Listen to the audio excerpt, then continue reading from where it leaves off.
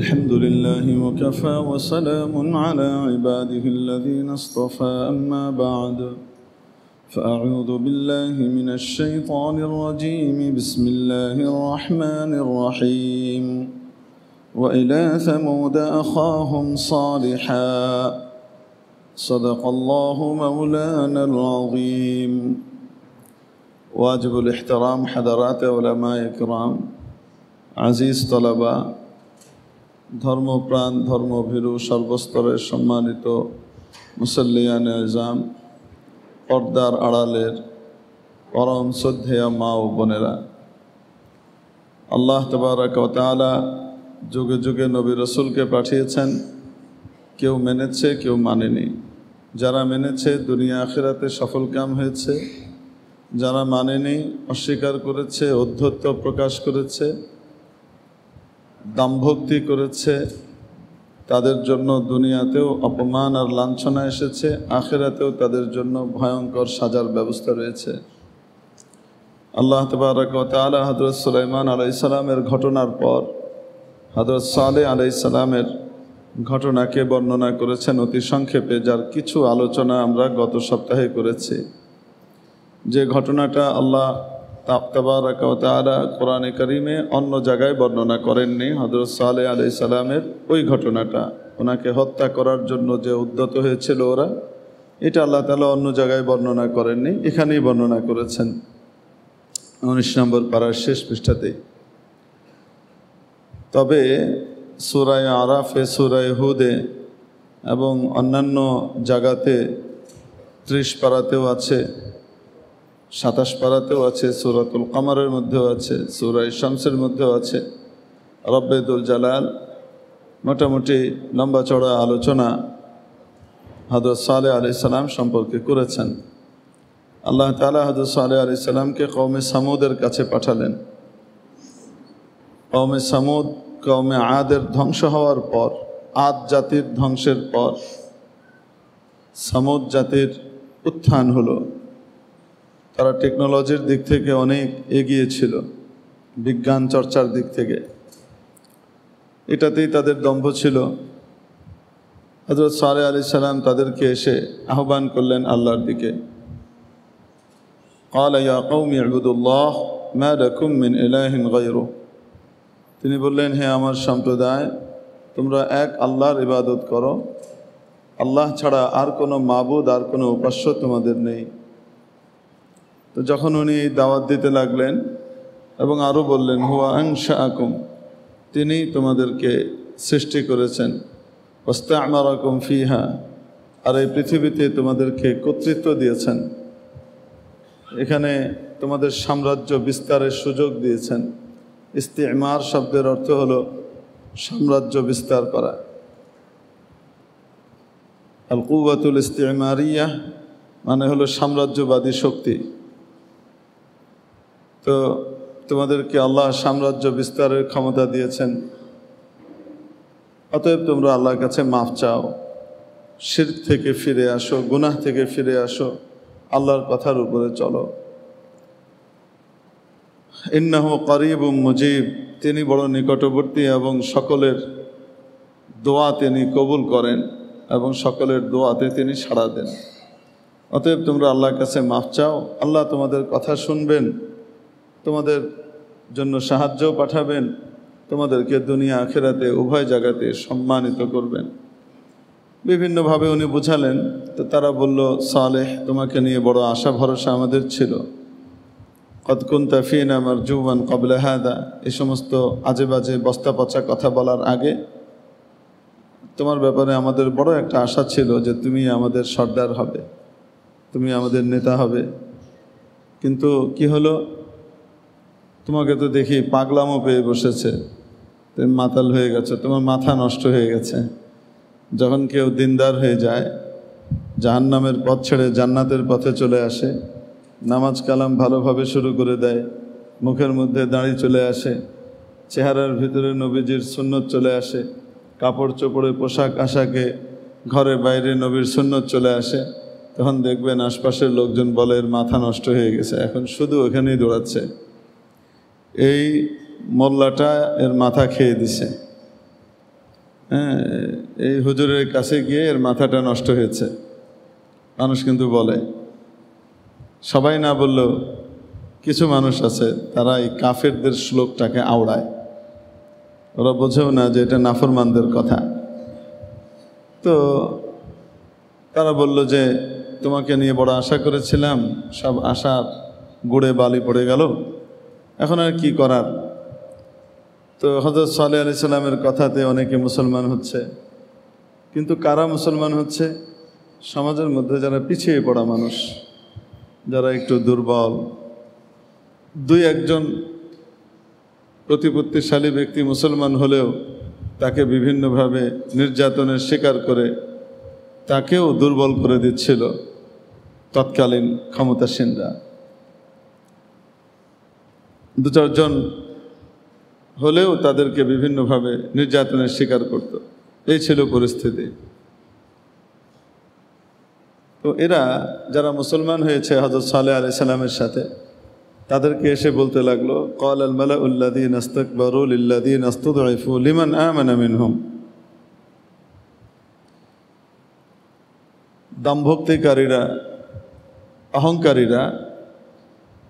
অহংকারী নেতৃবৃন্দ তারা বলল কাদেরকে? যাদেরকে তারা দুর্বল মনে করত। আল্লাহ কিন্তু বলছেন না তারা দুর্বল। দালিলিকভাবে, প্রান্তিক এবং পরিণতির দিক থেকে তাদের চেয়ে সবল কেউ নাই, কিন্তু দুনিয়ার দৃষ্টিতে এরা টাকা পয়সা, ধন দৌলত ইত্যাদির দৃষ্টিতে বিচার করে তাদেরকে দুর্বল মনে করত। ক্বাল আল মালাউল্লাযীনা ইসতাকবারু লিল্লাযীনা ইসতুদঈফু লিমান আমানা মিনহুম। যে সকল ঈমানদার, যে সকল ব্যক্তিরা ঈমান এনেছিল হযরত সালেহ আলাইহিস সালামের সাথে, অন্যান্য ঈমানদারদের সাথে হযরত সালেহ আলাইহিস সালামের উপর ঈমান এনেছিল, তাদেরকে লক্ষ্য করে, এই দুর্বল ব্যক্তিদেরকে লক্ষ্য করে বলতে লাগলো, আতা'লামুন, তোমরা কি মনে করো, আন্না সালিহাম মুরসালুম মির রাব্বিহ, যে সালেহ আল্লাহর পক্ষ থেকে প্রেরিত। সালেহ যে একটা ভণ্ড না, একটা মিথ্যাবাদী না, তার কি প্রমাণ তোমাদের কাছে আছে? সালেহ আল্লাহর পক্ষ থেকে প্রেরিত রসুল, তোমরা কি এটা মনে করো? অদ্ভুত ব্যাপার হলো, এই দুর্বল মানুষগুলো এরা যে উত্তরটা দিয়েছে বড় অদ্ভুত। তারা এটা বলে নাই যে হ্যাঁ অবশ্যই আমরা তাকে রসুল মনে করি, বরং তার চেয়ে এক ধাপ আগে বেড়ে বললেন, ক্বালু ইন্না বিমা উরসিলা বিহি মুমিনুন। আরে উনি আল্লাহর পক্ষ থেকে রসুল কি রসুল না সেটা তো বহুত পরের কথা। উনি আল্লাহর কাছ থেকে যা কিছু নিয়ে এসে আমাদেরকে দিয়েছেন সেগুলোর উপরেও আমরা ঈমান রাখি। শুধু ওনাকে বিশ্বাস করি তা না, উনি যা যা বলেন ওই সবগুলাকে বিশ্বাস করি। কিসের তোমরা জিজ্ঞেস করো ওনাকে আমরা রসুল মনে করি কিনা, ওনাকে আমরা বিশ্বাস করি কিনা? কি জিজ্ঞেস করো ফালতু কথা। আরে ও রসুল তো ওনাকে মনে করি, আরও অতিরিক্ত উনি যা কিছু বলেন এই সব কিছুকে আমরা সত্য মনে করি এবং তার উপরে পরিপূর্ণ আস্থা আমাদের রয়েছে। ক্বালু ইন্না বিমা উরসিলা বিহি মুমিনুন। ক্বাল আল্লাযীনা ইসতাকবারু, এই অহংকারীরা বলতে লাগলো, ইন্না বিল্লাযী আমানতুম বিহি কাফিরুন। তোমরা যে বিষয়ের উপরে ঈমান এনেছো না, আমরা সেটাকে অস্বীকার করি, আমরা অবিশ্বাস করি, আমাদের জ্ঞান বুদ্ধিতে ধরে না। তোমাদের মতো নিম্নবিত্ত এবং নিম্ন বুদ্ধির যারা, স্থূল বুদ্ধির যারা, তারা মানতে পারো, কিন্তু আমরা মানতে পারি না। আমাদের তো কিছু আকল বুদ্ধি জ্ঞান আছে, কেউ একটা বললো আর আমরা মেনে নিলাম, তা হয় না। ইন্না বিল্লাযী আমানতুম বিহি কাফিরুন। তো এই ধরনের কথাবার্তা তাদের মাঝে চলতে লাগলো। হযরত সালেহ আলাইহিস সালামের আখলাক, আচার আচরণ এবং তার দাওয়াতে দিন দিন যখন মানুষ মুসলমান হতে লাগলো, তো এখন কাফের নেতৃবৃন্দ যারা, তারা একটা সিদ্ধান্ত নিল, একটা কাজ করি, চলো সালেহকে আটকে দিই, সবার সামনে তার কাছে একটা অলৌকিক জিনিস আমরা চাই, যেটা সে দেখাতে পারবে না। যখন সেটা সে বাস্তবে দেখাতে পারবে না, তখন তার উপরে অন্য মানুষের আস্থাও দুর্বল হবে, তার দলের লোকরাও তাকে ছেড়ে দেবে। আসলে যদি রসুল হতো তাহলে তো কিছু অলৌকিক জিনিস দেখাতে পারত। এটা হযরত সালেহ আলাইহিস সালাম তো যৌবন থেকে দাওয়াত দিয়ে আসছেন তাদেরকে। এখন হযরত সালেহ আলাইহিস সালাম যৌবন পার হয়ে, প্রৌঢ়ত্ব পার হয়ে, বার্ধক্যে এসে উপনীত হয়েছেন, এখনও এরা মানে না। তো আল্লাহ তাআলা তাদের কাছে বিভিন্ন কথা বলে পাঠিয়েছেন। ওয়াযকুরু ইয জাআলাকুম খুলাফাআ মিন বা'দি আদিম ওয়া বাওয়াআকুম ফিল আরদ। আল্লাহ তাআলা হযরত সালেহ আলাইহিস সালামের দ্বারা বলালেন যে তোমরা একটু স্মরণ করো, তোমরা সেই মুহূর্তটাকে একটু স্মরণ করো যে আল্লাহ তোমাদেরকে কওমে আদকে ধ্বংস করার পরে, আদ জাতিকে ধ্বংস করার পরে তাদের প্রতিনিধি হিসেবে তোমাদেরকে বাঁচিয়ে রেখেছেন। তারা নাই দুনিয়াতে, কিন্তু তোমরা আছো। ওয়া বাওয়াআকুম ফিল আরদ, তোমাদেরকে পৃথিবীতে থাকবার জন্য ভালো ব্যবস্থা করে দিয়েছেন। তাত্তাখিদুনা মিন সুহুলিহা কুসুরা, যে পৃথিবীর সমতল ভূমিতে তোমরা বড় বড় প্রাসাদ নির্মাণ করছো। ওয়া তানহিতুনা মিনাল জিবালি বুয়ুতা, আর তোমরা কি করছো? বড় বড় পাহাড়গুলোর ভিতরে খোদাই করে রুম বানাচ্ছ, ওখানে সুন্দর সুন্দর ঘর তৈরি করছো। ফাযকুরু আলা আল্লাহ, অতএব আল্লাহর নিয়ামতগুলোকে তোমরা একটু স্মরণ করো। ওয়ালা তা'থাউ ফিল আরদি মুফসিদিন, পৃথিবীতে অনর্থ সৃষ্টি করে বেরিও না। এটা হযরত সালেহ আলাইহিস সালাম তাদেরকে বললেন। এই আয়াত থেকে পরিষ্কারভাবে বোঝা যায় বড় বড় অট্টালিকা অথবা প্রাসাদ নির্মাণ করা এটা ইসলামে নিষিদ্ধ নয়, বরং এটাও আল্লাহর নিয়ামত। আল্লাহ যদি কাউকে ধন সম্পদ দিয়ে থাকেন, আল্লাহ পাক যদি কাউকে টাকা পয়সা দিয়ে থাকেন, আর সে তার রুচি অনুপাতে যদি সুন্দর করে অট্টালিকা বানায়, প্রাসাদোপম বাড়ি বানায়, নিষিদ্ধ না। তবে শর্ত হলো প্রতি মুহূর্তে তাকে স্মরণ করতে হবে যে আমি এটার যোগ্য ছিলাম না, আল্লাহ আমাকে দিয়েছেন। প্রতি মুহূর্তে তার এই নিয়ামত রাজির দিকে তাকিয়ে এটাকে আল্লাহর নিয়ামত হিসেবে মনে প্রাণে স্বীকৃতি দিবে। যদি এটা করতে পারে তাহলে ইত্যাদি সুরম্য অট্টালিকা, বড় প্রাসাদোপম বাড়ি এবং দামি দামি ফ্ল্যাট, এগুলোও কি হবে? আল্লাহর নিয়ামত হিসেবেই স্বীকৃতি পাবে। কারণ প্রতি মুহূর্তে সে শুকর আদায় করবে আর আল্লাহ পাক তার উপরে খুশি হতে থাকবেন। কিন্তু এটা তখন যখন সে শুকর আদায় করবে। আর যদি শুকর আদায় না করে, আর এই সমস্ত অট্টালিকা, দামি ফ্ল্যাট, দামি বাড়ি, দামি গাড়ি, সুরম্য প্রাসাদ, এগুলো যদি তাকে আল্লাহকে ভুলিয়ে দেয়, আখেরাতকে ভুলিয়ে দেয়, সে দুনিয়ার ফাসিক ফুজ্জার আর অপরাধীদের সাথে নিজেকে মিশিয়ে ফেলে, সে আল্লাহর হুকুমকে ভুলে যায়, আল্লাহর হুকুমকে পদদলিত করে, তাহলে বুঝতে হবে এই নিয়ামত তার জন্য জাহমাত হিসেবে আসছে। এটা রহমত নয়, এটা জাহমাত, অর্থাৎ বড় বিপদের কারণ হিসেবে আসবে। এটা কড়ায় গণ্ডায় তাকে বুঝিয়ে দেওয়া হবে যে তুমি যে অপচয় করেছো, এটা করেছো, সেটা করেছো, কঠিনভাবে তাকে পাকড়াও করা হবে। এই একই জিনিস কারো জন্য নিয়ামত হচ্ছে, কারো জন্য ধ্বংসের কারণ হচ্ছে। তো এটাও যে নিয়ামত, ফাযকুরু আলা আল্লাহ, আল্লাহর এই নিয়ামতগুলোকে তোমরা একটু স্মরণ করো। আল্লাহ তোমাদেরকে কত টেকনোলজি দিয়েছেন, হাইটেক টেকনোলজি দিয়েছেন। আল্লাহ পাক তোমাদেরকে কত সুন্দর সুরম্য অট্টালিকা আর বড় বড় দামি প্রাসাদোপম বাড়ি দিয়েছেন। এই যে দেখো, ওয়ালা তা'থাউ ফিল আরদি মুফসিদিন, এগুলোর ক্ষমতা বলে পৃথিবীতে ফাসাদ তৈরি করো না। তারপরে তো উনি যখন অনেক বুঝিয়ে সুঝিয়ে সারলেন, দেখলেন যে এরা তো কথা মানে না, তো এরা সিদ্ধান্ত নিল যে আমরা সালেহের কাছে এমন জিনিস চাইব যেটা সে দেখাতে সমর্থ হবে না, এবং তাকে আমরা মিথ্যাবাদী বলে সাব্যস্ত করে দিব। খুব দ্রুত তার প্রভাব থেকে আমরা, প্রভাবের বলয় থেকে আমরা কি করে ফেলব? মুক্ত করে ফেলব। তো এই সিদ্ধান্ত নিয়ে তারা পরামর্শ করে হঠাৎ একদিন হযরত সালেহ আলাইহিস সালামকে প্রান্তরের মধ্যে বলতে লাগলো, খোলা জায়গা, সালেহ কেমন আছো? ওয়াও, আজকে তো তোমাকে খুব খুশি খুশি লাগছে, বাহ।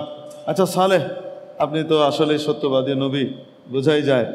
আমরা তো চাই আপনার উপরে বিশ্বাস করব, আপনার উপরে ট্রাস্ট রাখতে চাই, কিন্তু আমাদের ফেথটা অর্জন করবার জন্য কিছু আমাদেরকে একটু অলৌকিক কিছু দেখান। আপনি যে মহা ক্ষমতাসীন, ক্ষমতাধর, আল্লাহর কথা বর্ণনা করেন, তিনি যা ইচ্ছা তাই পারেন। আমরাও বিশ্বাস করি পারেন, কিন্তু এটা একটা নজির তোমাকে দেখাতে হবে। যদি পারো তো তাহলে আমরা কি করব? তোমার উপরে আস্থা রাখবো, তোমার উপর ঈমান আনবো, বিশ্বাস করব। তো হযরত সালেহ আলাইহিস সালাম বললেন, সত্যিই কি চাও তোমরা বলো। তারা বলল, এই যে একটা পাহাড়, এই পাহাড় থেকে বিচ্ছিন্ন একটা পাথর পড়ে আছে, বড় একটা বোল্ডার, স্টোন, অনেক বড় একটা পাথরের যে চাঙড় পড়ে আছে, ওই চাঙড়টার নাম ছিল কাতিবা। আসলে মনে করেন এখন না সড়ক, মহাসড়ক এগুলো হয়েছে, আগে রাস্তাঘাট চিহ্নিত করবার জন্য ওই পাহাড়ের পাশ দিয়ে অমুক টিলার এবং ওই পাহাড়ের মাঝখান দিয়ে আমরা যাব, তো এরকম এক একটার নাম ছিল। তো এই যে বড় বোল্ডারটা যেটা পাহাড় থেকে বিচ্ছিন্ন ছিল, এটার নাম ছিল কাতিবা। তো এরা বলল, এই কাতিবা নামক বোল্ডার থেকে তুমি একটা 10 মাসের গর্ভবতী উটনি বের করে দাও, যা পেটে বাচ্চা থাকবে, 10 মাসের গর্ভবতী উটনি, না কাতন আশরা, বের করে নিয়ে আসো। তো হযরত সালেহ আলাইহিস সালাম যখন দেখলেন এখানে বড় বড় সর্দাররা আছে, নেতৃবৃন্দরা আছে, নেতৃবৃন্দ আছে, হ্যাঁ, বিন্দুদের পরে আর জমা করার কিছু নেই, প্লুরাল করা যায় না, নেতা আর মনে হয় বহু বছর নেতৃবৃন্দ, না, এটা নেতৃবৃন্দরা আর তো বলা যায় না। তো এখন বড় বড় নেতারা এখানে আছে। তো এরা যখন একটা আবদার আজকে করেছে এবং তারা বলছে যে এটা দেখাতে পারলে তারা বিশ্বাস করবে, তো উনি বারবার জিজ্ঞেস করলেন, দেখো যদি আমি এটা দেখাতে পারি, আল্লাহ যদি তার কুদরত দেখান এখানে, তাহলে তোমরা ঈমান আনবা তো? ঈমান আনবা তো? তারা প্রত্যেকে সমস্বরে বলল, অফকোর্স, অবশ্যই, কেন ঈমান আনবো না, আমরা আমাদের কথায় নড়চড় করি না, তুমি দেখো নাই? বাবারে বাবা, যত বেশি নড়চড় করে সে তার দাবি তত বেশি অনড় কথাবার্তার হয়। তো আচ্ছা ঠিক আছে। হযরত সালেহ আলাইহিস সালাম নামাজে দাঁড়ালেন, 2 রাকাত নামাজ পড়লেন এবং আল্লাহ তাআলার কাছে দোয়া করলেন, ইয়া আল্লাহ তুমি তো পারো, আমি তোমার কাছে তো এদের হেদায়েতের জন্য অলৌকিক কিছু কখনো চাই নাই, এরা যেহেতু বলেছে তুমি এটা বের করে দাও। হযরত সালেহ আলাইহিস সালামের দোয়া শেষ হওয়ার আগেই ওই বিরাট বোল্ডারটার ভিতরে ভয়ঙ্কর কম্পন শুরু হলো, তীব্র কম্পন শুরু হলো এবং সেই বোল্ডারটা ফেটে গেল, চৌচির হয়ে গেল এবং ভেতর থেকে এক তাজা 10 মাসের গর্ভবতী না কাতুন আশরা এক উটনি বের হয়ে আসলো। এটা দেখার সাথে সাথে তাদের মধ্যে সবচেয়ে বড় সর্দার যিনি ছিলেন, জুনদু ইবনে আমর, সে সাথে সাথে মুসলমান হয়ে গেল। সবচেয়ে বড় যে রাইস ছিলেন তিনি সাথে সাথে মুসলমান হয়ে গেলেন এবং তার মুসলমান হওয়া দেখে তার অনুগত যারা ছিলেন, আরও যারা ভালো মানুষ ছিলেন, অনেক মানুষ তার সাথে সাথে মুসলমান হয়ে গেল। একজন বড় সর্দার যখন মুসলমান হয়েছে, তাদের একটা শেল্টারের ব্যবসা আছে, যে এখন আর সালেহ একা দুর্বল নয়, সালেহের সাথে আল্লাহ তো আসেনি, দুনিয়াতেও বড় নেতা আছে। তো এরা কি হয়ে গেল, চট করে মুসলমান হয়ে গেল অনেক লোক। এবং আরেকজন লোক, বড় নেতা, বড় প্রভাবশালী সর্দার, উনিও মুসলমান হতে চাইলেন, কিন্তু তাকে বাধা দিল জুআব ইবনে আমর, এই জুনদু ইবনে আমরের ভাই জুআব ইবনে আমর। সে দেখলো এখন নেতা হওয়ার বিশাল চান্স, বিশাল সুযোগ, যেহেতু সবচেয়ে বড় নেতা মুসলমান হয়ে গেছে, তাহলে এখন আসলে তো অন্যরা মুসলমান হবে না, তারা তো ঈমান আনবে না, তো তাদের দলপতি হওয়ার এটা ফাইনাল একটা চান্স। তো দুনিয়ার নেতৃত্ব সে বাছাই করে নিল, আখেরাতের ইজ্জত আর সম্মানকে সে লাথি মেরে ছুঁড়ে ফেলে দিল। সে নিজেও ঈমান আনলো না এবং অন্যদেরকেও বাধা দিল, অন্য নেতৃবৃন্দকেও বাধা দিল, তারা যেন মুসলমান না হয়। বলতে লাগলো এগুলো হলো সালেহের ভেলকি, এগুলো জাদু, কিছুদিন পরেই দেখতে পাবা আসল ব্যাপার, এগুলো আসলে কিছু না। যাই হোক, শেষ পর্যন্ত যেটা হলো, এই উটনি এত বিশাল আকারের ছিল, অতিকায় এক উটনি, এবং এর মধ্যে এমন এক মানে কি বলবো, উটনির ভিতরে তার ব্যক্তিত্ব ব্যবহার হয় না, কিন্তু তার উটনির এমন এক প্রভাব ছিল, সে যখন কোনো তাদের যে গবাদি পশু বা অন্যান্য মানে কি বলে এটাকে সওয়ারি টাওয়ারি ছিল, অন্যান্য উট অথবা ঘোড়া অথবা অন্যান্য যে সমস্ত পশু টশু ছিল, এই সমস্ত জিনিসের কাছ দিয়ে যখন এই উটনি যেত, সবাই তাকে দেখে পালাতে থাকতো। মানে তার প্রভাব এত বেশি ছিল, তাকে দেখে সব পালাতো, সবাই ভয় পেয়ে যেত। আচ্ছা, এই উটনির আবার অদ্ভুত এক বিষয় ছিল, সেটা হলো পুরা কওমে সামুদ তারা একটা কুয়া থেকে পানি পান করতো। মানে ওদের পানির একটাই জায়গা ছিল, বিরাট এক কুয়া, সেই কুয়া থেকে তারা পানি উঠাতো, নিজেরাও খেত, তাদের পশুদেরকেও তারা খাওয়াতো, উট গরু ছাগল বাছর এগুলাকেও তারা কি খাওয়াতো, পানি টানি খাওয়াতো, ভেড়া টেড়া এগুলাকে। ওই এক কুয়া থেকেই সকলের পানির ব্যবস্থা হতো। এই উটনি যখন পানি খেতে আসলো, তো সে পুরা কুয়া খালি করে ফেললো। এত পানি খেয়েছে, পুরা কুয়া খালি, এখন আর এদের পানি নেই। সালে তোমার উটনি তো আমাদের সব কুয়া পানি খেয়ে ফেলছে। তাহলে সালে বললেন, উটনি তো আমার না, উটনি তো আল্লাহর পক্ষ থেকে আসছে, তোমরা চাইছো, আল্লাহ দিছেন, এটা তো তোমাদের চাওয়া জিনিস, কেন আল্লাহর কাছে এরকম চাইতে গেলা? আল্লাহ এত নিদর্শন দিয়ে রেখেছেন, দেখে ইমান আনতে পারলা না? এই উটনি দেখেও তো ইমান আনলা না, এত বড় কুদরত দেখার পরেও ইমান আনলা না, এটা আমাকে বলে তো লাভ নাই, এটা তোমাদের হাতের ফল, তোমাদের কর্মফল। এখন আল্লাহর বিশেষ উটনি, এ তো কি করবেই, স্পেশালভাবে তার কিছু অধিকার থাকবেই, তো পুরা পানি একবারে খালাস, আর কোনো পানি নেই। শেষে তারা হযরত সালেহ আলাইহিস সালামকে ধরলেন, তারা ধরলো এসে, সালে তুমি একটা ব্যবস্থা করে দাও, আমরা তো সব না খেয়ে মরবো, এখন পানি টানি না হলে আমাদের পশু পাখি খাবে কি, আমাদের মানুষজন ছেলেপেলেরা খাবে কি, আমরা খাবো কি, অতএব একটা ব্যবস্থা করো। হযরত সালেহ আলাইহিস সালাম বললেন, ঠিক আছে, এক কাজ করো, উটনি একদিন পর পর পানি খাবে, যাও। হাদিহি নাকাতুন লাহা শিরব ওয়া লাকুম শিরবু ইয়াউমিন মা'লুম। এই উটনি একদিন পান করবে, আরেক দিন এই উটনি পান করবে না, সেদিন তোমরা কি করবা? কুয়া থেকে পানি নিবা, যাও। আর যেদিন তোমরা কুয়াতে পানি পাবা না, উটনি পানি পান করবে, সেদিন তোমাদের জন্য একটা স্পেশাল সুযোগ দেয়া হলো, এই উটনির দুধ তোমরা নিতে পারবা যত মন চায়। আল্লাহর কি কুদরত, উটনি তো পানি খায়, আর এরা উটনির থেকে ওলান বলে না, স্তন থেকে দুধ দোয়ায়, যার যত লাগে বালতি ভরে ভরে নিয়ে যাচ্ছে, মগ ভরে ভরে নিয়ে যাচ্ছে, যার যা দুধ লাগে সব এখান থেকে তারা দুধ সাপ্লাই পাচ্ছে ফ্রি। উটনি খায় পানি, একদিন তারা কুয়া থেকে পানি পায়, আরেকদিন উটনির ফ্রি দুধ পায়। অদ্ভুত ব্যাপার না? এখন যাই হোক, তারপরেও এদের এত বড় কুদরত দেখার পরেও তাদের অসন্তোষ দূর হচ্ছে না। কিছু দুষ্ট মহিলা ছিল, এই মহিলাগুলা নিজেরাও নষ্ট এবং অন্যদেরকেও নষ্ট করছে। এরা বলতে লাগলো, ডেলি পানি পাবো না, পানির বদলে কি দুধ দিয়ে হয়? হ্যাঁ, এগুলো কোনো কথা? এই উটনিকে মেরে ফেলার ব্যবস্থা করো, উটনিকে মেরে ফেলতে হবে। ওদিকে হযরত সালেহ আলাইহিস সালাম কিন্তু বলেছিলেন, দেখো, হাদিহি নাকাতুন কদ জাতকুম মির রাব্বিকুম, এই উটনি আল্লাহর পক্ষ থেকে তোমাদের কাছে এসেছে, তোমাদের রবের কাছ থেকে এসেছে।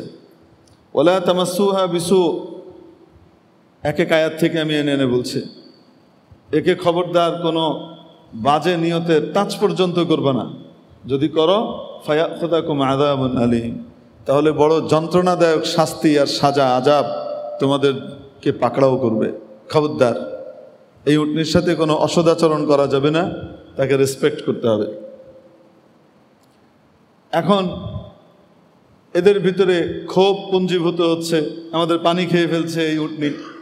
হযরত সালেহ আলাইহিস সালামকে উটনি এনেছিলেন, উটনি তারাই এনেছে, তারাই চেয়ে এনেছে।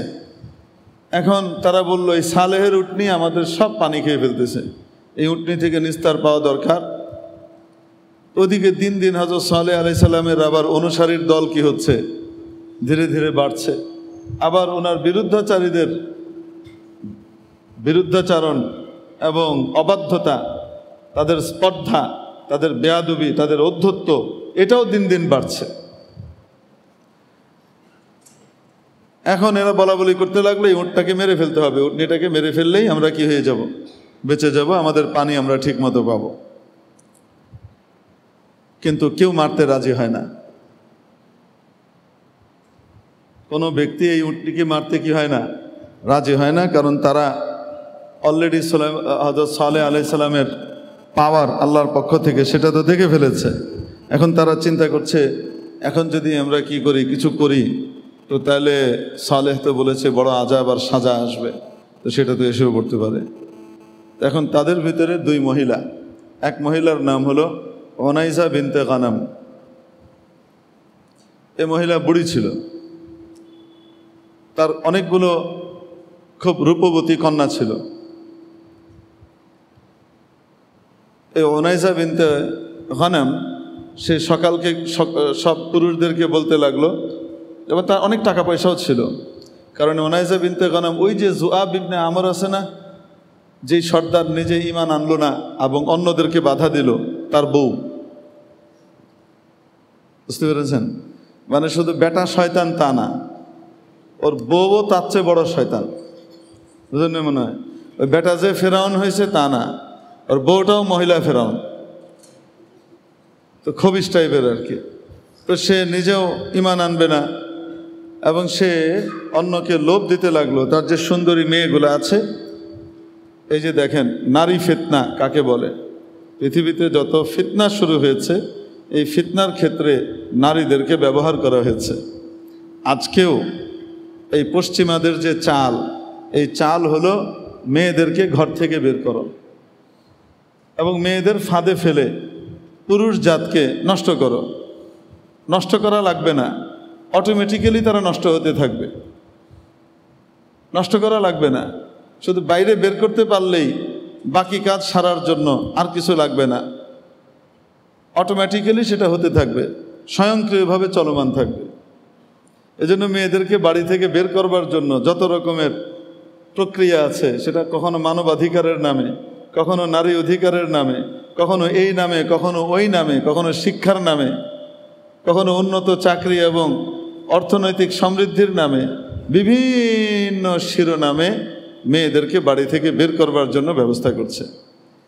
একটা কথা আমাদের মা বোনদেরকে আমরা অনেক সময় বোঝাতে পারি না, এটা আমাদের ব্যর্থতা বলতে পারেন। কিন্তু আমাদের ব্যর্থতা শুধু একতরফা তা নয়, তাদেরও ব্যর্থতা। কারণ এই বাণীটা কোনো মোল্লার না, সরাসরি আল্লাহর। আল্লাহ পাক নিজেই বলছেন ওয়াকারনা ফি বুয়ুতিকুন্না, ও নারীরা তোমরা তোমাদের বাড়ির ভিতরে থাকো, তোমরা তোমাদের বাড়িতে অবস্থান করো। এই কথাটা কি আল্লাহর না মোল্লার না আল্লাহর?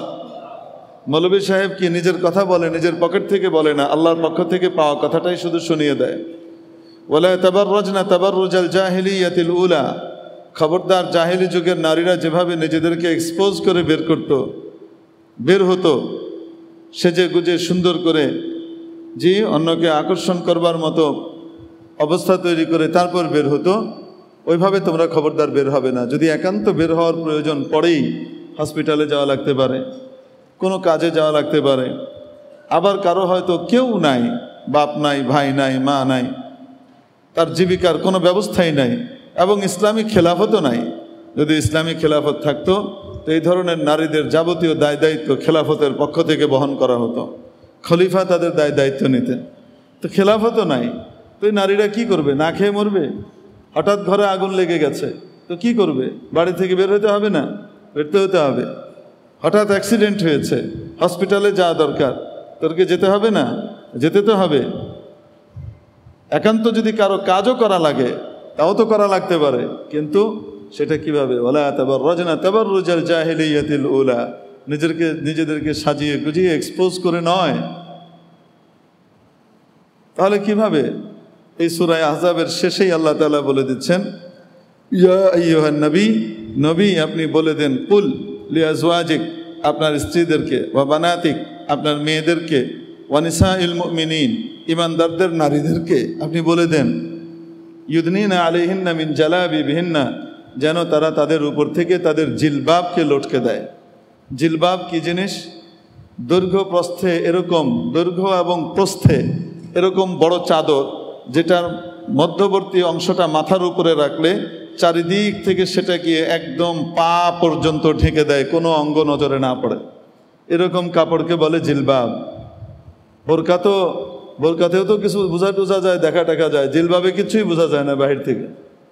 এটা এমন এক জিনিস।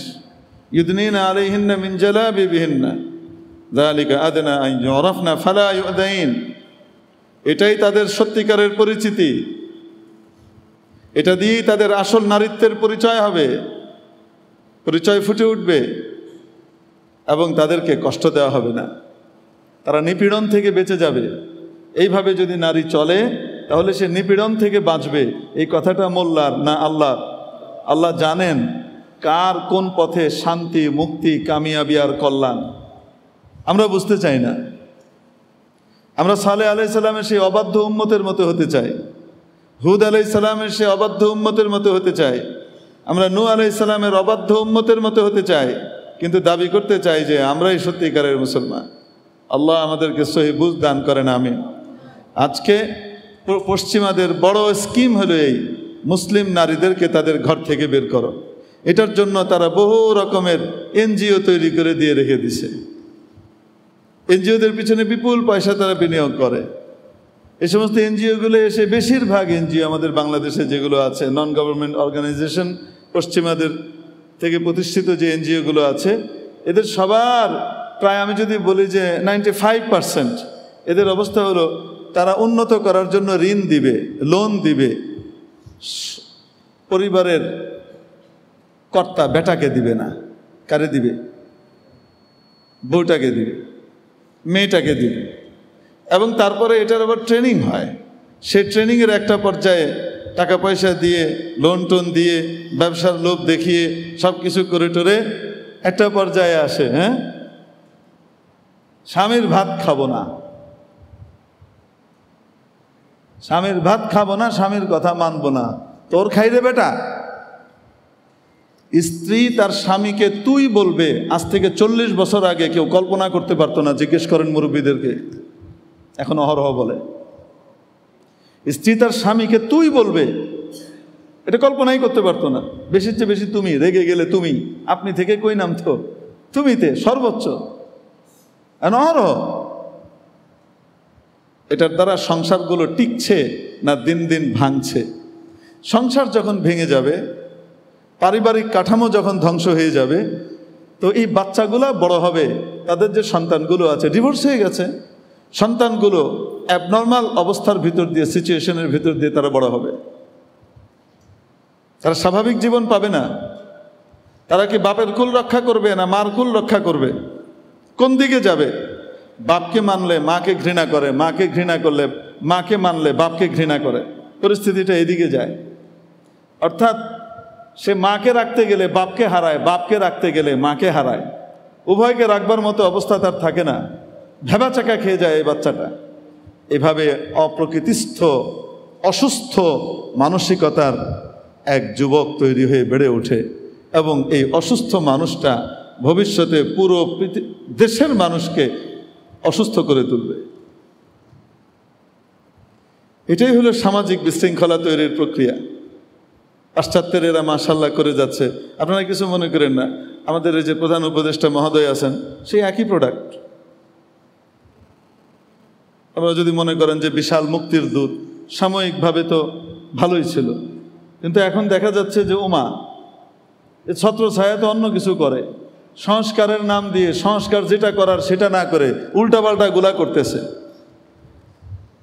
এখন আর নারী পুরুষ দুই লিঙ্গে পরিচিতি হবে না আমাদের দেশে। এখন আবার বাইনারি আরেক লিঙ্গ নিয়ে আসতেছে। আবার এটার ভিতরে মানে আগে যে আমরা পড়তাম না, পুংলিঙ্গ, স্ত্রীলিঙ্গ, উভয়লিঙ্গ, ক্লীবলিঙ্গ, 4 লিঙ্গ পড়তাম না, ওই টাইপের কিম্ভূত কিমাকার কিছু জিনিস এখন চালু করছে। এবং শব্দের মায়ের প্যাঁচে এগুলোর ভেতর দিয়ে সমকামিতার পথকে সুগম করার ব্যবস্থা করছে। স্বৈরাচারের পতনের পর আমরা বড় আশা নিয়ে তাকিয়েছিলাম যে বিপ্লবের কিছু বিশাল ছোটে ফোটা কিছু একটা ঘটবে, আমাদের দেশের ভিতরে বড় পরিবর্তন আসবে। পরিবর্তন এসেছে। সেটা হলো দিন দিন আইন শৃঙ্খলার অবনতি ঘটছে। তার কারণ হলো কার্যকর সংস্কারগুলো না করে অকরণীয় জিনিসগুলোকে কার্যতালিকার ভিতরে প্রাধান্য দিয়ে নিয়ে আসছে। এখন আপনিই বলেন, আপনাদেরকে একটা কথা বলি, এই যে এত পদের লিঙ্গ বানাচ্ছে, হ্যাঁ, এখন 4 ক্যাটাগরির লিঙ্গ বানিয়েছে। কিন্তু ওই যে সংস্কার কমিশনের চিফ বানানো হয়েছে না, একটাকে আমেরিকা থেকে উড়ে আসছে, ওইটা এখানে এসে বুঝি আপনার বাংলাদেশি চেতনা আর সংস্কৃতি এটাকে চালু করবে, তাই না? আমি নাম আর নাই বললাম। সংস্কার কমিটির প্রধান সুন্দর করে বসে ভাব ধরে এরকম বক্তব্য শুনে বিভিন্ন রাজনীতিবিদদের বিভিন্ন ইয়ে করে। ওখানে গিয়ে ছিলে ফেলা দরকার, একদম যৌক্তিকভাবে ছিলে ফেলা দরকার। 5 মিনিটের ভিতরে সব কিছু বলে দেওয়া যায়। কি করছেন আপনি বলেন? এতদিন আমরা বিভিন্ন জায়গাতে গিয়েছি, কেউ মনে করেন পার্কে গেলেন, কেউ কোনো পাবলিক প্লেসে গেলেন, বা কোনো রেস্টুরেন্টে গেলেন, কোথাও গেলেন, তো সেখানে টয়লেট থাকে না, বা এয়ারপোর্টেই গেলেন টয়লেট থাকে না, তো টয়লেটের ভিতরে কিন্তু 2টো সিম্বল লাগানো থাকে, একটা পুরুষের, একটা কার বলেন? মেয়েদের, তাই না? তো যারা পুরুষ তারা কি মেয়েদের ওইটা ঢুকতে পারে? হ্যাঁ, যারা মেয়ে তারা কি পুরুষদের এটার ভিতরে ঢুকে? এখন যখন তৃতীয় আরও কিছু লিঙ্গ তারা তৈরি করছে, তৃতীয় আর চতুর্থ, তো তাদের জন্য এখন টয়লেট তো রাখতে হবে 4টা করে। সরকারের খরচ কমলো না বাড়লো? পার্সেন্টেজের পরিমাণ কতটুকু বোঝাতে পারি নাই মনে হয়। হ্যাঁ, এই যে অদ্ভুত অথর্ব মার্কা কিছু কথাবার্তা বলে, এগুলো সব ধোঁকাবাজি। নারীর অধিকার, নারীর অধিকার, নারীর অধিকার, নারী পুরুষ সমান, নারী পুরুষ সমান, নারী পুরুষ সমান, এই সমান অধিকার, এগুলো হলো মেয়েদেরকে পান দিয়ে বাতাস দিয়ে ফুলিয়ে পুরুষদের বিরুদ্ধে কি করা, তাদের প্রতিপক্ষ হিসেবে দাঁড় করিয়ে দেয়া। যেখানে আমাদের জাতীয় কবি নজরুল ইসলাম সাহেব মরহুম, উনি কত সুন্দর করে বলেছেন, হ্যাঁ, অর্ধেক তার সেজে আছে নারী, অর্ধেক তার নর। এই পৃথিবীতে যা কিছুই দেখো না কেন সবই কল্যাণ করো, অর্ধেক তার সেজে আছে নারী, অর্ধেক তার নর। কি অর্থ? এই গোটা পৃথিবীটাকে সাজানোর ক্ষেত্রে নারী পুরুষ একে অপরের প্রতিপক্ষ নয়, একে অপরের সহযোগী হিসেবে এই পৃথিবীটাকে গড়ে তুলেছে। আর এটা দাঁড় করিয়ে দিতে চায় প্রতিপক্ষ হিসেবে। এই মাঝখানের ফ্যাক্টটা যদি আমরা না বুঝি তাহলে যুগ যুগ ধরে মার খাবো, আল্লাহর বিধান লঙ্ঘন করব, আর দুনিয়াতেও মার খাবো। আল্লাহর কাছে তো মায়ের অপেক্ষাই করছে। আল্লাহ আমাদেরকে বুঝবার তৌফিক দান করেন। হ্যাঁ, ইম্পর্টেন্ট কথা। যেখানে স্ত্রীদেরকে যেমন আদর করবার কথা স্বামীদেরকে বলা হয়েছে, আশিরুহুন্না বিল মারুফ, আল্লাহ পাক পুরুষ জাতিকে বলছেন, স্বামী জাতিকে বলছেন, তোমরা আমার এই বান্দীদের সাথে একটু ভালোভাবে থেকো, তাদের সাথে ভালো আচরণ করো। তোমাকে কর্তৃত্ব দিয়েছি, পরিবারের ভিতরে একজন কর্তা থাকা লাগে, একজন দায়িত্বশীল, একজন আমির থাকা লাগে। আর রিজালু কাওয়ামুনা আলান নিসা, এজন্য পরিবারের কর্তৃত্ব দেয়া হয়েছে পুরুষকে। কিন্তু তার অর্থ এই নয় যে তুমি তোমার অধীনস্থদের উপরে জুলুম করবে, যা ইচ্ছা তাই তুমি চাপিয়ে দেবে, বরং তাদের সাথে উত্তম আচার আচরণ করো, ভালো ব্যবহার করো। নবীজি যেমন করেছেন সেভাবে করো। নবীজি জীবনে কোনোদিন তার কোনো স্ত্রীকে ধমকও দেন নাই, গাল দেওয়া তো দূরের কথা, বাজে কথা বলা তো দূরের কথা, মার দেওয়া তো দূরের কথা, কি করেন নাই বলেন? খুব কড়াভাবে ধমকও দেন নাই। হ্যাঁ, কখনো কখনো প্রচণ্ড রাগ প্রকাশ করেছেন, কখনো কখনো ভয়ঙ্কর রাগ প্রকাশ করেছেন, কিন্তু সেই রাগটাও খুব ঠান্ডা ভাষায় বলেছেন। হযরত সাফিয়া রাদিয়াল্লাহু তাআলা আনহা, সাফিয়া বিনতে হুয়াই ইবনে আখতাব, ইনি ছিলেন খায়বারের যে নেতা সম্রাট ইহুদিদের, তার কন্যা, রাজকন্যা ছিলেন বলা যায়। মুসলমানদের হাতে গ্রেপ্তার হয়েছেন। হযরত হারুন আলাইহিস সালামের বংশধর, মুসা আলাইহিসসালামের ভাই হযরত হারুন আলাইহিসসালামের বংশধর ছিলেন কে? হযরত সাফিয়া রাদিয়াল্লাহু তাআলা আনহা।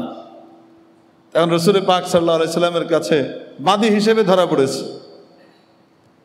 এখন যখন গ্রেপ্তার হয়ে যায়, ইসলামী রীতি অনুযায়ী এরা সব বাদী। পুরুষ যারা ধরা পড়বে এরা সব কি হবে? গোলাম হবে। এটা শুধু ইসলামী রীতি অনুযায়ী না, ওর আগের থেকে এভাবেই নিয়ম ছিল। জাহিলিয়াতের ভিতরেও এই সিস্টেমই ছিল। বাকি সেখানে বাদী আর গোলামের কোনো অধিকার ছিল না।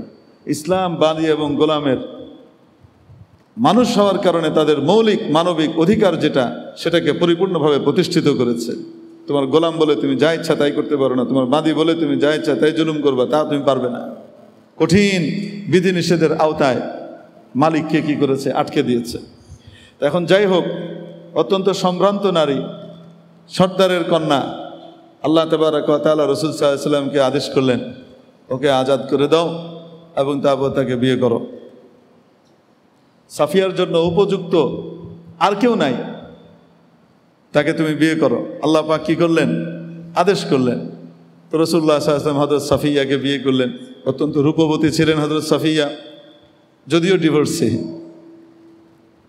মানে তার আগে স্বামী ছিল, সেই স্বামীর সাথে বিচ্ছেদ হয়ে গেছে, এই যুদ্ধের সময় বিচ্ছেদ হয়েছে। অতএব এখন কি করো? রাসূল সাল্লাল্লাহু আলাইহি ওয়াসাল্লাম বিয়ে করেছেন। তো ইনি অত্যন্ত রূপবতী ছিলেন, কিন্তু আরবদের তুলনায় কিছুটা খাটো ছিলেন। ওদিকে রাসূল পাক সাল্লাল্লাহু আলাইহি ওয়াসাল্লামের একমাত্র কুমারী স্ত্রী ছিলেন আম্মা জান আয়েশা। শুধু কুমারী ছিলেন তাই না, অত্যন্ত বুদ্ধিমতী ছিলেন। নবীজি কি বলতে চান, কি পছন্দ করেন, কি এখন চাচ্ছেন, এটা নবীজি মুখ দিয়ে বলার আগে হযরত আয়েশা সেটা হাজির করতে পারতেন। অত্যন্ত বুদ্ধিমতী মেয়ে ছিলেন। তো আম্মা জান আয়েশার একটা গর্ব ছিল যে আমি একমাত্র কি।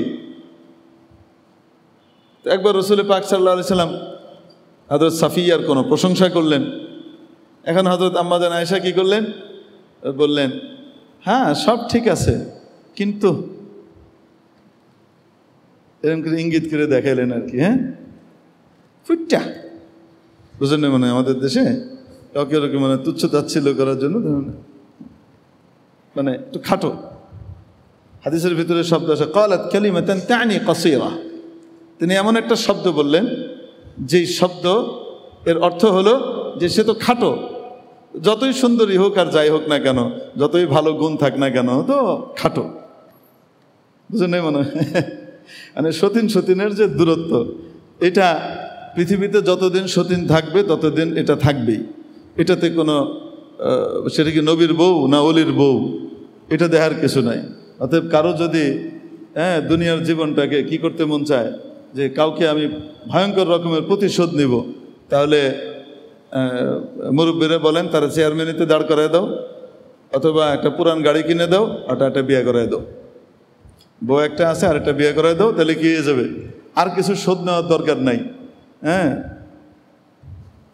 তার তুমি কি শোধ নিবা? অটোমেটিক্যালি সে প্রতি মুহূর্তে কি করতে থাকবে? ভুগতে থাকবে।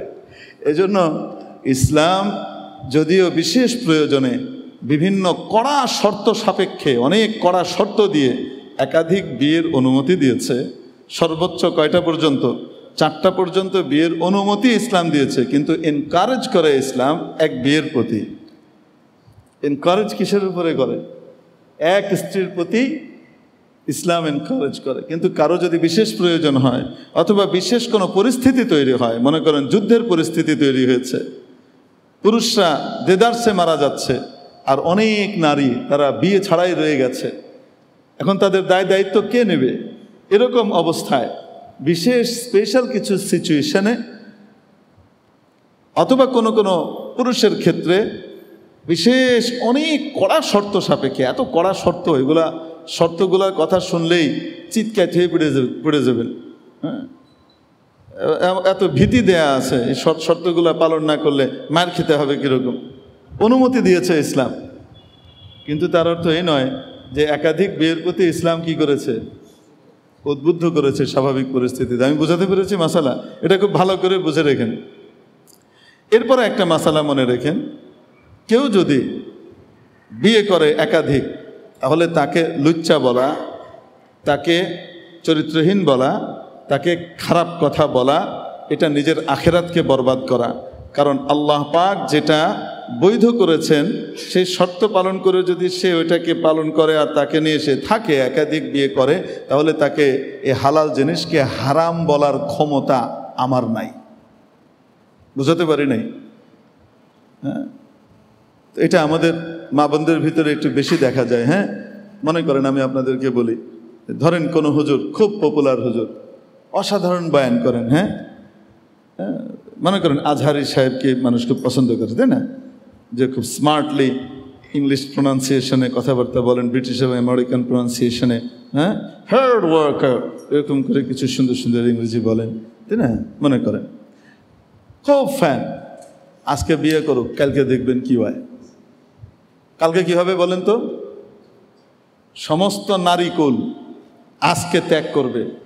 এই লুচ্চার বয়ান শুনবা না, শুনবো না, নিজে তো শুনবেই না, ওর হাজব্যান্ডও যদি শুনে গার্ডদের বের করে দিবে, বন্ধ করো, বন্ধ করো, তুমি এই ইবলিসটার সাথে থেকে থেকে তুমি আরেকটার কাছে যাবা। আমি বুঝতে পারছি তো, তোমাকে চিনতে পারছি, তোমার অবস্থা আমি বুঝে ফেলছি, তুমি কি করতে চাচ্ছ আমি বুঝে ফেলছি। তোমার এখন আর হুজুর দেখো না, তুমি না এটারই পাইছো, বোঝেন নাই মনে হয়? অবাস্তব না বাস্তব? এটা নারীদের স্বাভাবিক অবস্থা। স্বাভাবিক অবস্থা মানে কি, তারা কখনোই দররা এবং সতীন এটা কি করতে পারে না, বরদাস্ত করতে পারে না। হ্যাঁ, এটা খুবই স্বাভাবিক জিনিস, অস্বাভাবিক জিনিস না। কিন্তু নারীদেরকে এই জায়গাতে একটা জায়গায় আসতে হবে। কোনো ব্যক্তি যদি বিয়ে করে, হারাম কাজ না, কি করে, বিয়ে করে, একাধিক বিয়ে করে, তাহলে তাকে কখনোই তার ব্যাপারে খারাপ এবং বাজে মন্তব্য এই বিয়ে করার কারণে করা যাবে না। অন্য কোনো কারণে যদি হয় সেটা ভিন্ন, কিন্তু শুধু এই বিয়ে করার কারণে তাকে যদি খারাপ কথা বলি, কিয়ামতের দিন আমার অনেক আমল তাকে দিয়ে দেওয়া লাগবে। এই জন্য আল্লাহ আমাদেরকে হেফাজত করুক। তার মানে সব কিছুর কনক্লুশনে আমরা কি বুঝলাম? এখন বেশি বেশি করে বিয়ে করবেন সবাই, তাই না? হ্যাঁ, কি করবেন? খবরদার খবরদার, বিয়ে কয়টাই? একটাই। আরে একটার হকই ঠিক মতো আদায় করা যায় না। হ্যাঁ, এমনিভাবে যেমন পুরুষকে বলা হয়েছে তোমার স্ত্রীর প্রতি তুমি সদয় আচরণ করবে, ভালো ব্যবহার করবে। হ্যাঁ, তো রাসূল সাল্লাল্লাহু আলাইহি ওয়াসাল্লাম কখনো ধমক দিয়েও কথা বলতেন না, কিন্তু হাদিসের ভিতরে আসে যদি তার স্ত্রী কোনো উল্টো কিছু করতেন, আখেরাত বরবাদ করতেন, তৎক্ষণাৎ নবীজি তাকে কঠিনভাবে সতর্ক করতেন। তো আম্মাজান সাফিয়া একটু খাটো ছিলেন, কিন্তু যেহেতু রূপসী রূপবতী, তো রাসূল সাল্লাল্লাহু আলাইহি ওয়াসাল্লাম কোনো একটা প্রশংসা করেছেন হয়তো সাফিয়ার, আম্মাজান আয়েশার এটা আর সহ্য হয় নাই। উনি বলছেন হ্যাঁ সবই ঠিক আছে, ক্বালাত কালিমাতান তানি কাসীরা, এটা কথা বললেন যেটা দিয়ে বোঝা গেল ও তো খাটো, হ্যাঁ ট্যাবলেট, ক্যাপসুল না ট্যাবলেট, হ্যাঁ এটা বললেন আর কি। রাসূলুল্লাহ সাল্লাল্লাহু আলাইহি সাল্লাম এর চেহারা লাল হয়ে গেল। সাফিয়ার ভালোবাসায় না, আয়েশা কি ভয়ঙ্কর বিপদে পড়তে যাচ্ছে সেটার জন্য চেহারা লাল হয়ে গেল এবং বললেন আয়েশা তুমি এমন জঘন্য কথা বলেছ, এই কথাটাকে যদি সাগরের মধ্যে মহাসাগরের ভিতরে ছেড়ে দেওয়া হয় আর এটার ক্রিয়া আল্লাহ প্রকাশ করেন, তাহলে গোটা সাগরের পানি দুর্গন্ধ হয়ে যাবে। গোটা পৃথিবীর 4/3 পানি।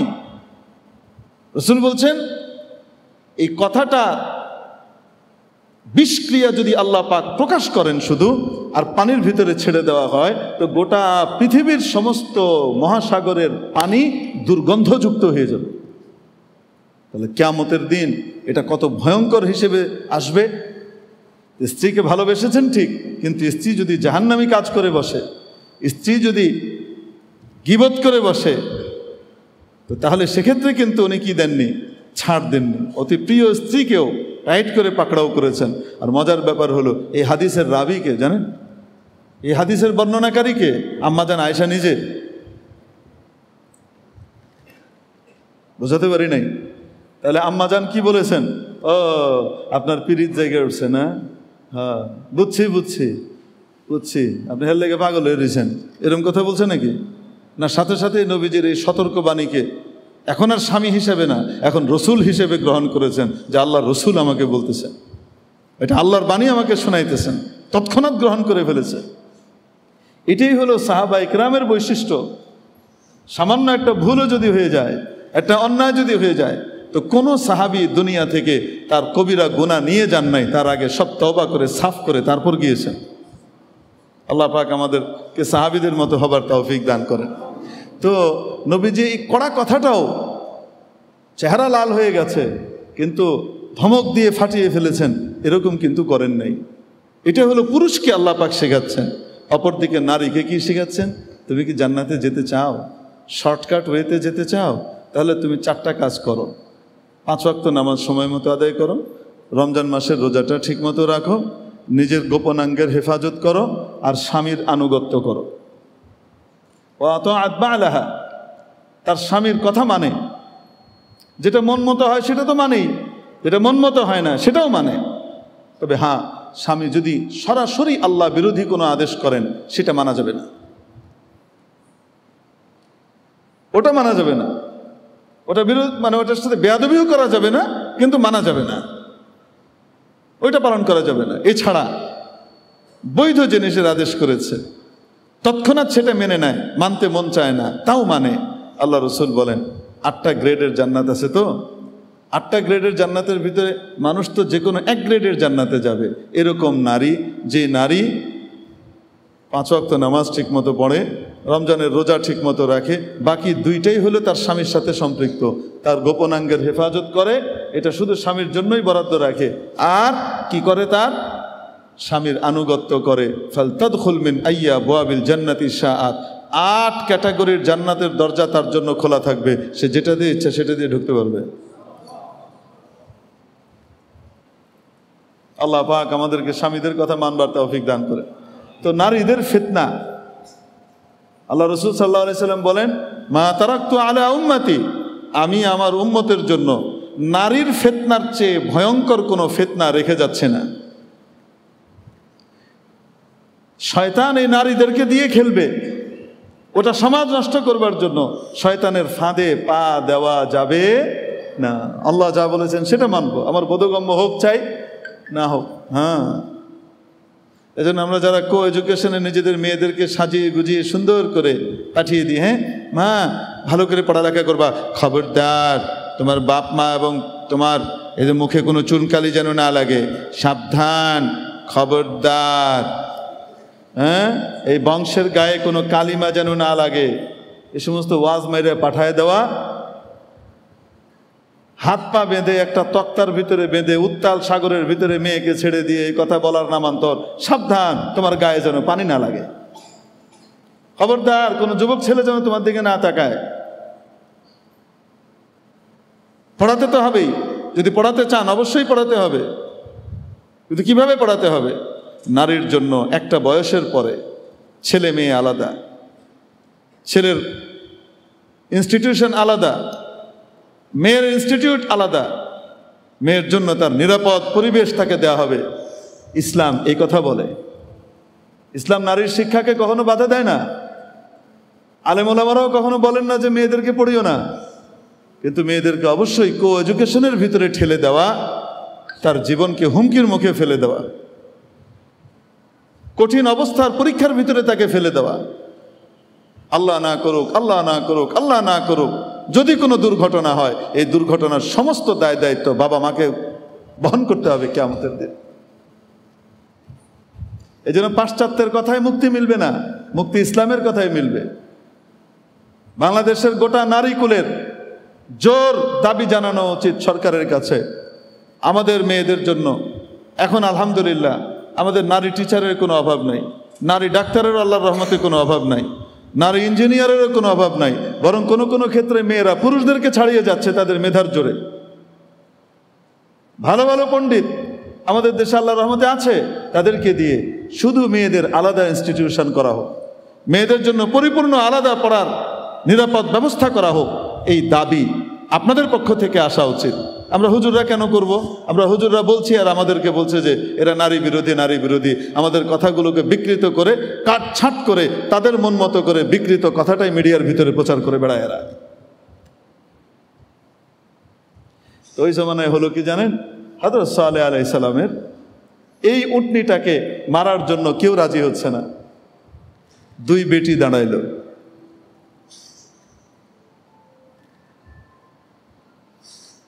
এই 2 বেটি কি করলো? আল্লাহ তৌফিক দিলে আগামী সপ্তাহে ইনশাআল্লাহ বলবো না, থাক, আজকে বেশি হয়ে যাবে। আপনাদের গিলতেও কষ্ট হবে যে হুজুর প্রত্যেক দিনই আমাদেরকে 10:30 বাজায় দেয়। হ্যাঁ, থাক, আজকে আর যাব না। কি করলো তারা সেটা ইনশাআল্লাহ আগামী সপ্তাহে ইনশাআল্লাহ আমরা শুনবো। হ্যাঁ, আসসালামু আলাইকুম রহমতুল্লাহি ওয়া বারাকাতুহু। সুবহানাল্লাহি ওয়া বিহামদিহি, সুবহানাকাল্লাহুম্মা ওয়া বিহামদিক, আশহাদু আল লা ইলাহা ইল্লা আনতা, আস্তাগফিরুকা ওয়া আতুবু ইলাইক। আমাদের মসজিদের সেক্রেটারি সাহেব, আমাদের খুব প্রিয় মানুষ এম রাকিব সর্দার ভাই অসুস্থ হয়ে ব্যাঙ্গালোর গিয়েছেন, ভয়ঙ্কর অসুস্থতার ভেতর দিয়ে যাচ্ছেন। আমরা আল্লাহ পাকের কাছে দোয়া করি আল্লাহ তাআলা ওনাকে অতি দ্রুত পরিপূর্ণ সুস্থতা দান করেন এবং পরিপূর্ণ সুস্থ করে আমাদের মাঝে আবার ফিরিয়ে আনেন। জাযাকুমুল্লাহু তাআলা খায়রা। আসসালামু আলাইকুম ওয়া রাহমাতুল্লাহি ওয়া বারাকাতুহু।